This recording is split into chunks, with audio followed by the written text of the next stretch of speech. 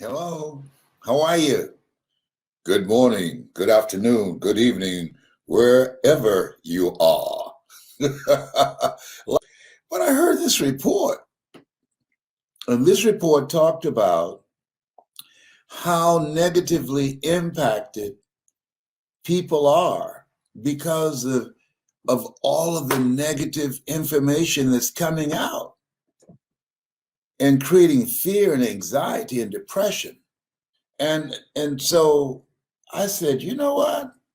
I'm not just going to come on at 12 noon. I'm going to come on whenever I get some idea that I want to speak on or something that touched me. And often people always ask me questions about how do you get into motivational speaking? How did you become involved? And there were no people in there that looked like you. And I said, well, I wanted to do something I love. So I want to share with you part of what will allow you to step away from depression and anxiety. But one of the things that a friend of mine, my very good friend, she's been looking at speaking and looking at it and looking at it and looking at it. Now she's fired. Okay, so she's not just looking anymore. Okay, she's running in this direction, but she can't get any of my time. I'm not going to do it. Why? Because you have to take advantage of the opportunity in the lifetime of the opportunity. I like to work with people that this is who they are. She just want to make some money. No. Listen to me. What I attribute to my success. I love this. Do something you love and find a way to earn money doing it. Why do you emphasize doing something you love? If you're doing something that you're not in love with, you're wasting your life. You're living a misplaced life. And I'm speaking from experience. Do something you love. And let me share with you the benefit of that, the value of that. Because they don't teach us in school, in elementary school, junior high school, senior high school, or for those of you who go to college, they don't teach you that life is full of disappointments and setbacks and hard times. That life is difficult. It's difficult. So when you're doing something you love, when the difficulties come, when the tough times come, when the failures and the rejections and the setbacks come, it will give you the strength and the power to handle it. When you do something you love, that's your superpower. That's your superpower. Something that's your calling. I saw some little boys on YouTube playing drums. You could tell a little dude, little short boy, he can play those drums. I saw another little boy, he must have been about 5 or 6, and he's doing Master KG, Jerusalem. And boy, you could tell his moves, hey, this is who he is. This is what he loves to do. I remember being in school, a friend of mine, Leroy Murchison, and he loved to draw. That was who he was. Do something you love, and it will give you the wherewithal, the power to persevere. Don't do something just for some money. But I need some money. I understand. But when you do something you love, you'll put the work in to become exceptional at it. And other people are looking at the clock. You are oblivious how much time has gone by because you are so engrossed in what you're doing. I used to be around speakers who only wanted to speak because they could make some money. And there are a lot of them now, they're making a lot of money. They're speaking to sell. And that's good. There's nothing wrong with that. I'm not criticizing anyone. But here's what I share with you is that what I learned from coronavirus, this thing called life, I don't want to spend one single minute doing something that's not me. No, just to pay the bills. No, just to pay a car note. No, being in a relationship just to have a warm body next to me because they are taking care of the bills. No. And there people do that. I'm amazed.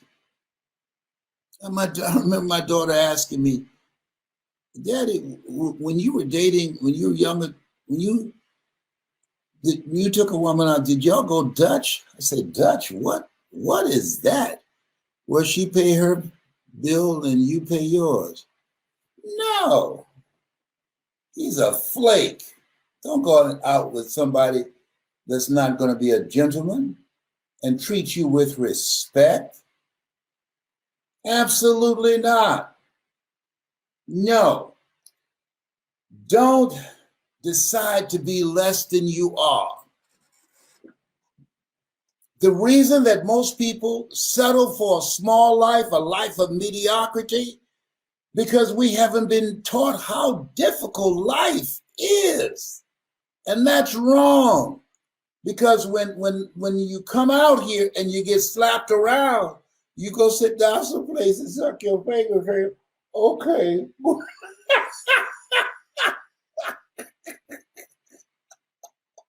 I used to suck my finger when I was a kid. And my mother put hot pepper on my finger when I was sleeping.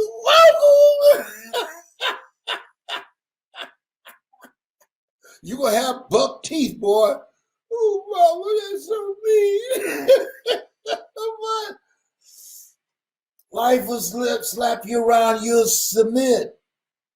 That's what people do. Many people, they surrender to drugs, to smoking, to alcohol, to a small life. Go somewhere and suck their finger and don't have a Mamie Brown to put hot pepper on that thumb while you sleep. And I can tell them, look here, I just thought about this. This is gonna knock you out. Anybody who knew me when I was young, when I was a kid, I never told this before. You knew my closest friends. You know how you knew my closest friends? I'm not going to tell you but one time. I won't say this anymore. And I'm only doing it because my mother said my mouth is like a refrigerator. Can't hold anything. All my close friends, Boo, you name them, Johnny, I stuck my finger and I rubbed the lobe of their ear. And they had a little black spot there.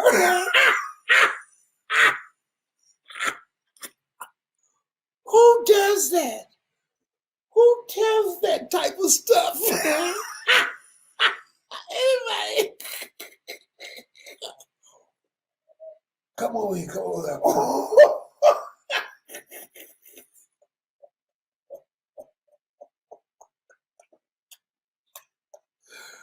I get on that. Oh no, listen. Do something that's you. Wait a minute, I got to stop laughing. Pump your brakes, pump your brakes. Okay. And so I wanted to do something. I could have a lot of fun. That I could make a lot of money. That I can make a difference. That I can feel good. That gave my life a sense of purpose and significance. If that's you, whatever that is for you, go for it. Don't leave here not doing something that's you and have as an excuse Oh, well, the reason I wasn't living my calling was because I had to pay my bills. Figure out how you can make some money with it. I got some help. I believe ask for help. Write this down. Ask for help, not because you're weak, but because you want to remain strong. And ask for help and don't stop until you get it. So I want to get some help from somebody that was doing what I did. And I was speaking on a volunteer basis. A career or a calling is something that you love so much that you do it for nothing, but you do it so well that people will pay you to do it. And then I saw somebody and I said, hey, that's another level. I want to speak like that. Here's something else. Invest in yourself. There's no free lunch out here. People tell me, I ain't got nothing. Listen to me. Those of you that are consultants and speakers and individuals that's transforming people's lives, listen to me. People buy what they want, but beg for what they need. Let Beyonce come to town. I guarantee you they won't show up there. Can I get a ticket for a seat? I ain't got no money. They're not going to go down there and say that.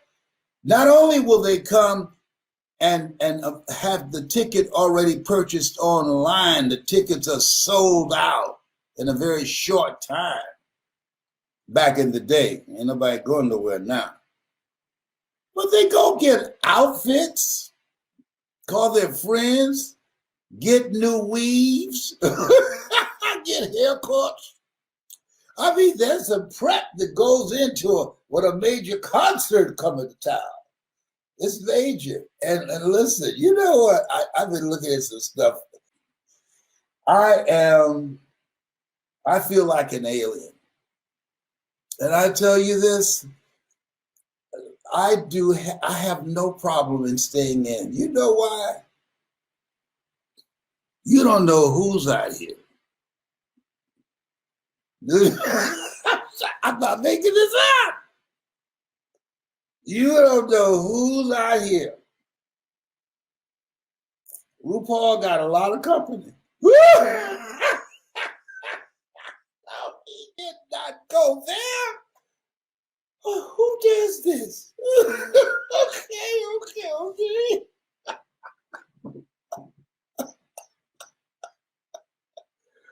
They got so much stuff today. I mean, can you imagine this place where we are? It's different. It's homely people's dream. Get back on point. Never make a point without a story. Never tell a story without a point. Okay? So, find something that you can have some fun with. That you love it so much that you do it for nothing. But you do it so well that people will pay you to do it. That's, to me, is what life is about. People say life is short. Well, not really. It's just most people take too long to start living. There's a difference between surviving and living. And you're living, you are living a life that you feel good about, a life that you love, a life that will outlive you. You are making a difference. You're a positive force on the planet. You have people around you that resonate with you, that are positive and motivated and have goals and dreams and working on living their best life. When you are doing something that you realize that you're made in the likeness and image of God, and you've been given authority and dominion over everything on the face of the earth. So with that power, you want to execute that, designing a life, not living a life that has been given to you, but designing a life that's you. I designed this life. This is no accident. I made this up because we were created by the Creator to create. I created this so that I can leave something for those people that's behind me there. Good man leaves a legacy for his children and his children's children. What are you creating? This is the time. I believe this disruptions are from God. I love the quote many times in life when we have a teeth rattling experience and the very core of our being has been shaken. We run to God only to discover that it's God that's doing the shaking. I learned some stuff. I've been rethinking my life. I'm looking at what's the most important thing. What do you want to do with the rest of your life? What do you want to do with the rest of your life? When I was a kid, this is real. When you went to a funeral, you went to the funeral of old people. Old people. That's who died. Old people when I was young. I can't tell you how many young people whose funerals I've gone to, including the virtual.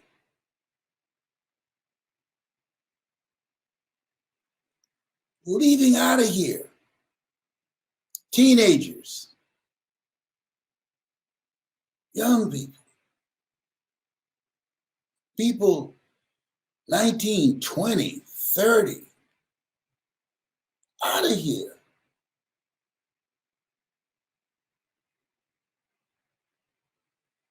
When you decide you found something that you love, something that's you, I'll give you three things and I will end this conversation, get ready for 12 noon. Number one, do what you can.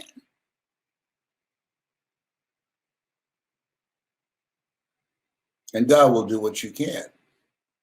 So I discipline myself to memorize 5 quotes a day. I dare you to find a speaker that know more quotes than me. They'll say, Les Brown? No. Do what you can with what you have. Robert Root said, it's not what you don't have, it's what you think you need that keeps you from living your dream. Do what you can with what you have. As they say, how do you eat an elephant? One bite at a time. A journey 1,000 miles begins with a single step. And so, my personality. And I can tell a good story. I can tell a good story. I can hold an audience. I remember being in a pool room or playing bid whist, a card game I brought to the United States. Bid whist. It was called Id Whist because my last name is Brown, and they put a B in front of it, call it Bid Whist because I run so many Bostons, but most people don't know about bid whist. That's something we play in the hood.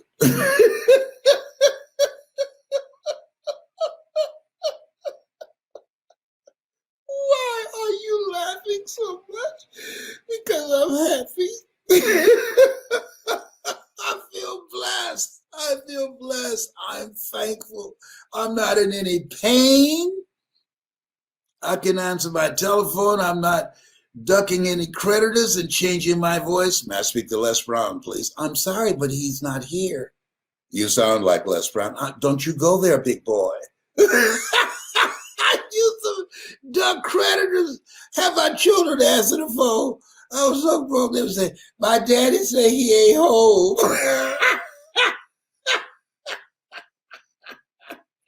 And my children lied. I they did. I used to so broke I'd walk past the bank and trip the alarm.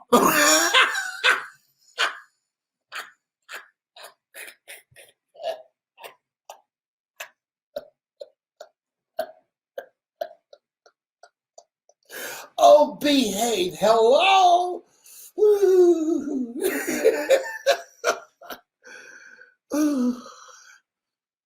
Mm. I just want to make you feel good today. I wanted to make you feel good. I feel there's somebody listening who needed to laugh and feel good. House Party was on television last night. Kid and play. I'm Kid. I just wanted to make you feel good and laugh. That's all. Sometimes we need a commercial break. A lot of people don't know this is not for the masses. This is just for a select number of people. Many are called, but few are chosen. Think about that. Many are called, but few are chosen, because few that have the consciousness, have the vision, that have the belief in themselves, that have the courage to live from their heart rather than from their head. If you have a hunger for a new life, if you living a heart-centered life, talk about that in my book, You Gotta Be Hungry. It's about do something you love. This one, it's about do something that's you. This one, right now, it's about do something that brings you joy. It's one thing to be happy, but joy. Happiness is happenstance, but joy is determined by you, not external circumstances. Okay. Tyrone, I'm hanging up now. Okay. All right. Bye for now.